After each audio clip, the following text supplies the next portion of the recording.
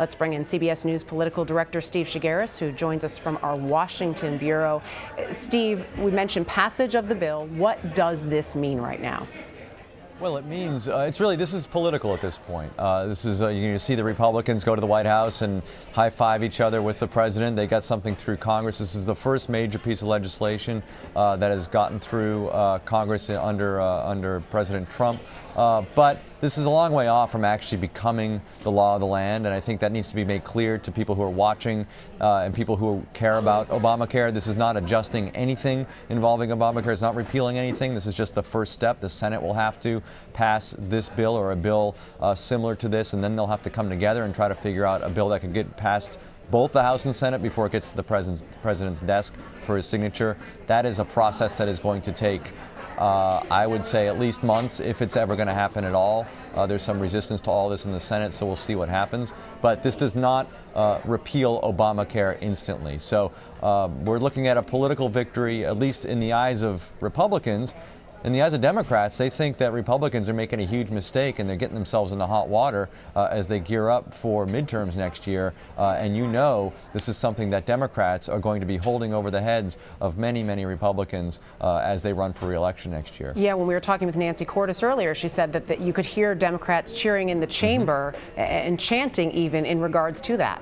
Yeah, I mean, they're figuring this is not going to get to the president's desk in any form whatsoever, and this is a political mistake on the part of Republicans. That's what Democrats think. I mean, Nancy Pelosi referred to it last week as doo-doo on their shoes, and it's something they're going to have to be scraping off for the next year and a half. We'll see what happens, but there were 20 Republicans who voted against this. These are Republicans who could have found themselves in hot water if they voted for it. Some of them are in districts that are either voted for Hillary Clinton or are what are considered battleground districts, and so they voted against this. But there are other Republicans who either may be regretting this vote because they could have trouble in their districts because of this, or who knows? This could be an issue that no one remembers in a year. There might be something else that comes up that folks will be debating. But Democrats right now feel that this is a long-term political victory for them because basically they feel it's not ever going to become law, and it's something they can hold over the heads of these Republicans next year. You mentioned trouble in their districts, and we've seen it over the last month or so with members of the House back at home and hearing from angry constituents. Do you expect more of that coming up in the next few weeks?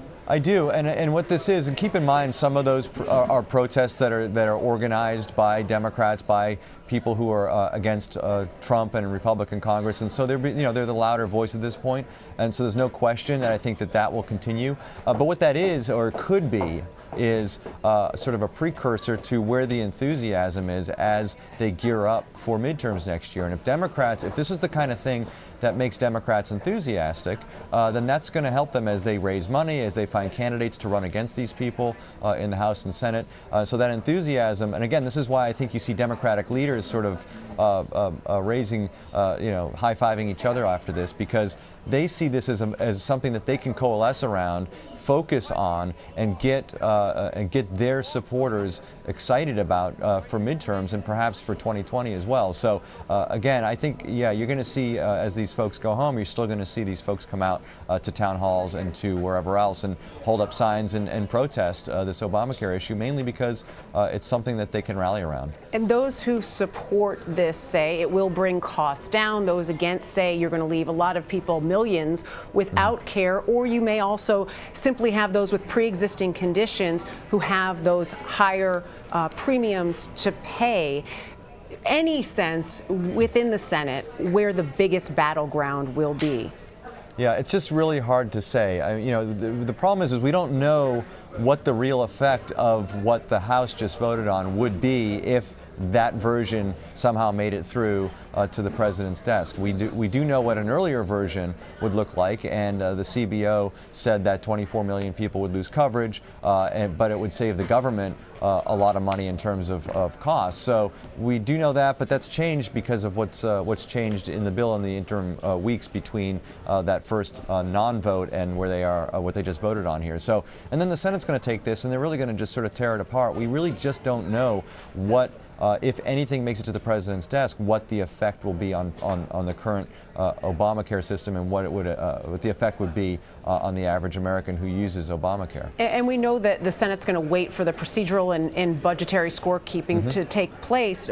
So do we have any sense of a timeline of how long that may be? We don't, and once we get that, it's going to be very interesting to see how Republicans react to that. Because frankly, if you thought this was tight in the House, where they have a much larger, pad in terms of number of Republicans versus Democrats, this is really going to be a problem in the Senate because the Republicans only have a 2-seat majority in the Senate, and so if this score comes back on this bill and it doesn't look good, if it looks as bad as the first one did in terms of 24 million people losing coverage, that's a hard argument to make to people, no matter which party you're in. It's going to be just interesting to see if they slow walk this in the Senate or if they just ignore it or how they try to rip this up to make this look a little bit better, because I think Republicans are going to be pretty skittish about a bill that has numbers that are that dramatic. Yeah, we talk about the scoring, and White House Deputy Press Secretary Sarah Sanders had said it's impossible to score. Even if they were to score it, it's impossible to score a lot of the things that go into that. That doesn't bode well going forward either. Yeah, I mean, you've got to be able to, and what the scoring does, the scoring is done by the nonpartisan Congressional Budget Office, and what it does is it tells you generally what the effects are of this legislation would be. But that also shapes political arguments, and so, this is a very political issue, healthcare, Obamacare, and you've got to give, I think, people a reason to support it or not support it. And if they're not going to be able to score it, I just don't see how members of the Senate, especially Republicans in the Senate, are going to want to take up something that, A, is politically volatile, and that, secondly, that doesn't have something they can just rally around and say, okay, this is why we need to do this, because there is a result that the CBO has said, or whoever, that this is going to be positive for people. If they don't have that, it's going to be really hard for the Senate to do anything with this, I think. So, Steve, what do they do? Do they just sit on it? I mean, when you say that, I'm sort of wondering, what do they do? Just sit there and not do anything, or just continue to tear it apart and we start over from scratch again almost? We don't know. That's the question. I mean, and the thing is at this point, what is the president going to do? He's going to look at this just getting through the House as a victory in and of itself. Right. Is he going to be content with just sort of that victory and then say, well, you know what? The political reality is Democrats did not want us to do anything with this, and so it got stuck, and the Senate wasn't able to do anything about it, and then blame the Democrats for standing in their way. That's one way they could get away with it. Or they could, you could see Mitch McConnell and Republicans try to do something with this. But again, this is going to be a much tougher battle on the Senate side than it was on the House side, and we saw how difficult it was on the House side. I mean, they went through basically a false start a few weeks ago by trying to get this to the floor, and they couldn't do it. And they got it this time around, and they got it by one vote. So, it's hard to see how this all goes forward, and if it does, it's going to be a long process, and it's going to be very difficult, and we'll see what happens. But it's going to be fun to watch for folks who watch this stuff, us observers, watching to see what Republicans in the Senate decide to do moving forward. And what did we learn throughout this process, at least on the House side, of the impact of the president? Well, we learned that when the president and Republican leaders are working together, and I think then they can actually get some stuff done, but they have to come at it from, I think, a unified mindset. And what I think the problem was the first time around was they sort of, the White House sort of said, Speaker Ryan, you take care of this. You let us know how that goes and get it through the House, and we'll deal with it later. And that really wasn't the recipe to make that work. They couldn't even get it to the floor for a vote. White House got involved. I think they realized that if you focus on getting a bill that appeases the conservative Republicans in the House, then you can try to pick off moderates one by one. That's what wound up happening. They wound up getting enough. They got a good chunk of the conservatives, and they wound up getting enough moderates to get to 217 today.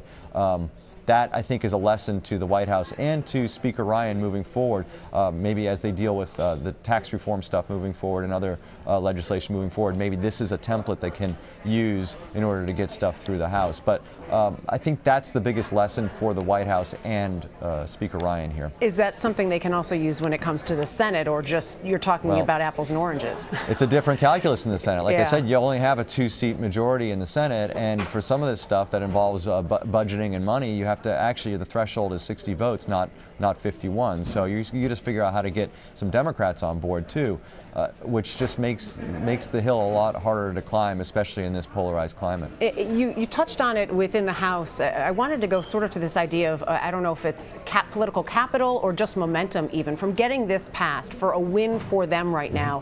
Where can the House go? How can they use that momentum as they go forward at this point?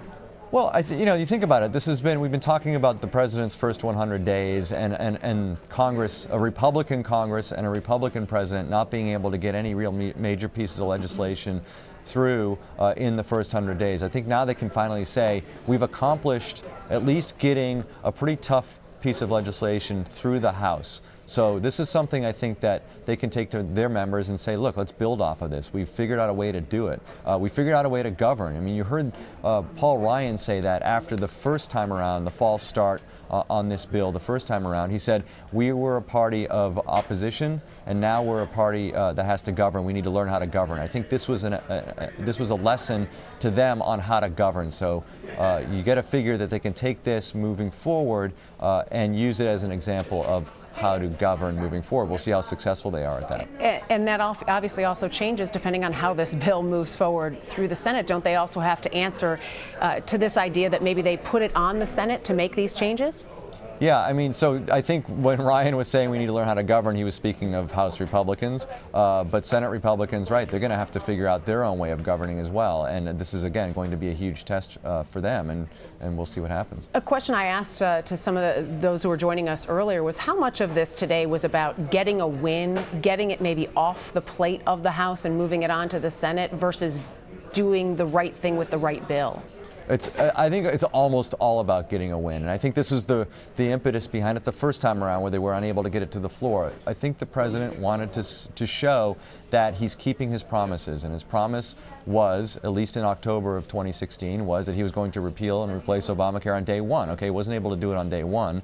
He was trying to do it earlier than today. But they got it done today, and now they got it done in one part of Congress, so he didn't actually repeal and replace Obamacare, but he got the ball rolling. So yes, this is a win. It's a political move. It's something they can hold up as a political success in terms of something that they're trying to show America that they're getting things done. But it's going to be short-lived. Again, there's a long road before he keeps his promise on repealing and replacing Obamacare, and there are a lot of roadblocks between now and the end, and who knows if it's going to ever get there. But it's going to be a tough road for Republicans on this one. But we've got the president expected to speak, I think, about 15 minutes from now. What are we expecting to hear from him? I mean, it's going to be a lot of high fives and congratulatory language, and he's going to tell the American people that he's keeping his promises. And I think this is going to be a moment where at least the base, the people who support Donald Trump and people who are hardcore conservatives and Republicans will look at this and say, finally, these guys are getting things done. We knew they could do it. We've been standing behind them.